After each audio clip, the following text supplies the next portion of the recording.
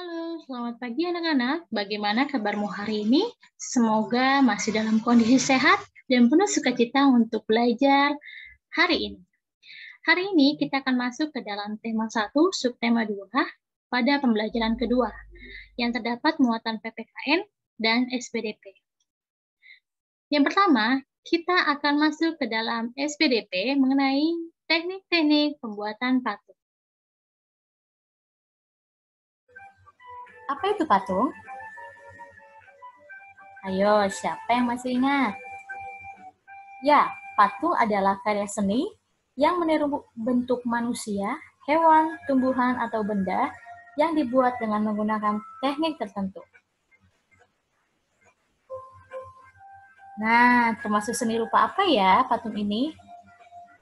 Ya, patung termasuk dalam seni rupa 3 dimensi yang memiliki panjang, lebar, dan tinggi. Fungsi patung, kita tahu bahwa fungsi patung ada berapa macam? Yes, fungsi patung dibagi menjadi 5, yaitu patung religi, patung monumen, patung arsitektur, patung dekorasi, dan patung seni. Alat dan bahan yang digunakan apa saja ya? Nah, kamu bisa lihat di pembelajaran sebelumnya. Yang pertama, teknik memahat. Teknik memahat ini dilakukan dengan cara memperkecil bahan yang digunakan. Jadi, nggak semuanya bahan yang digunakan untuk membuat patung. Contohnya adalah, ya, ini adalah patung yang dibuat dengan cara memahat. Ayo, siapa yang tahu patung ini dibuat dari apa? Ya, patung ini dibuat dari batu. Biasanya teknik memahat ini digunakan untuk bahan-bahan keras supaya dapat diubah atau dapat dibentuk dengan baik. Yang kedua, teknik mengukir. Teknik mengukir yaitu sama dengan teknik memahat, yaitu untuk memperkecil bahan yang digunakan. Bedanya, kalau teknik memahat untuk bahan-bahan yang keras, sedangkan teknik mengukir untuk bahan-bahan lunak yang mudah dibentuk. Nah, siapa yang tahu gambar ini terbuat dari bahan apa? Ya, kayu. Mengapa kayu dapat diukir? Karena bahannya lunak. Walaupun kita memegang kayu itu keras ya, tapi ketika kita untuk membentuk suatu benda, dia akan lebih mudah. Tapi perlu keahlian khusus untuk membuat ukiran dari kayu ini. Biasanya digunakan untuk bahan lunak, teknik mengukir seperti kayu dan sabun. Teknik ketiga yaitu teknik membutsir. Teknik membutsir yang dilakukan dengan cara memijit, menambah atau mengurangi bahan yang dibentuk sedikit demi sedikit dengan menggunakan pisau sudip sampai berbentuk patung. Jadi, kalau kamu sedang mengurut papahmu, mengurut mamamu, bukan berarti itu sedang membutsir ya. Itu berbeda lagi ceritanya. Kita lihat. Nah, inilah cara teknik membutsir. Jadi, ketika kamu membutsir, kamu akan memerlukan meja putar untuk membentuk patung dalam teknik membutsir ini. Biasanya, bahan ini menggunakan bahan tanah liat atau plastisin yang biasa kamu gunakan.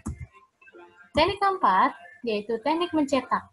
Teknik mencetak ini dibagi menjadi 2. Yang pertama, teknik mencetak dengan cara ditekan. Jadi, bahannya itu ditekan-tekan dengan menggunakan cetakan. Nah, lihat di gambar ini. Orang ini sedang membuat cetakan dengan cara ditekan supaya cetakannya sempurna.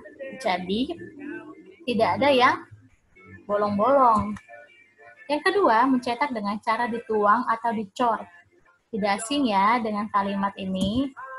Nah, lihat dari mulanya, kamu bisa lihat gambar pertama.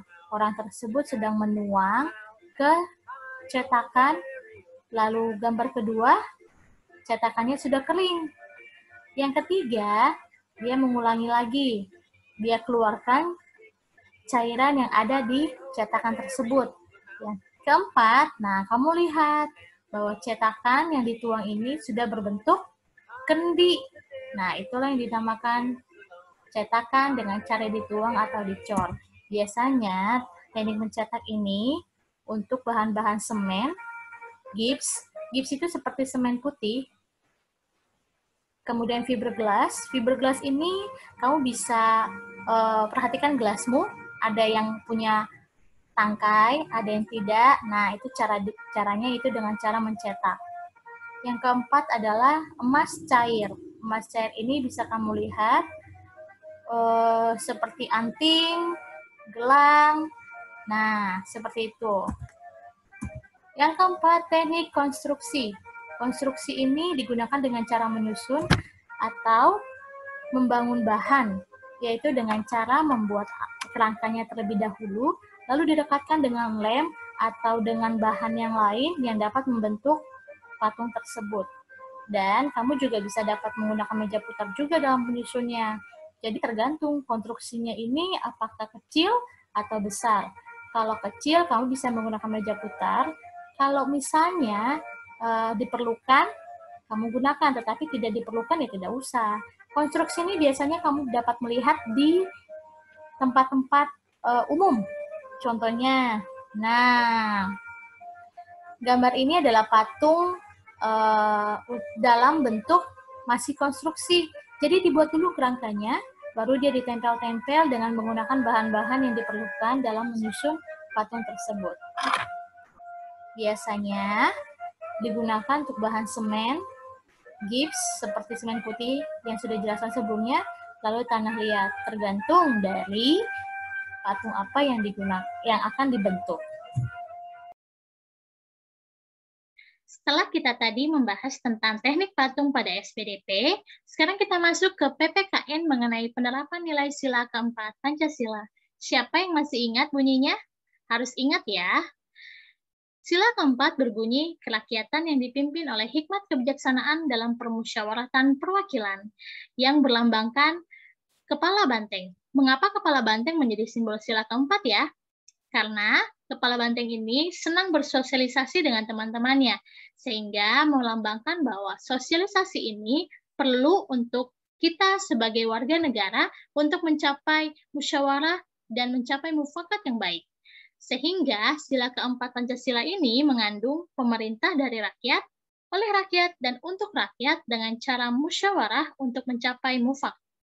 Mufakat itu apa ya? Mufakat ini adalah pendapat atau keputusan yang disetujui oleh semua pihak. Jadi, semuanya sama. Apa saja nilai yang terkandung dalam sila keempat Pancasila? Yang pertama adalah mengutamakan kepentingan negara dan masyarakat, bukan kepentingan pribadi saja, melainkan kepentingan bersama menjadi negara yang benar-benar aman dan benar-benar bermusyawarah. Yang kedua, tidak memaksakan kehendak kepada orang lain.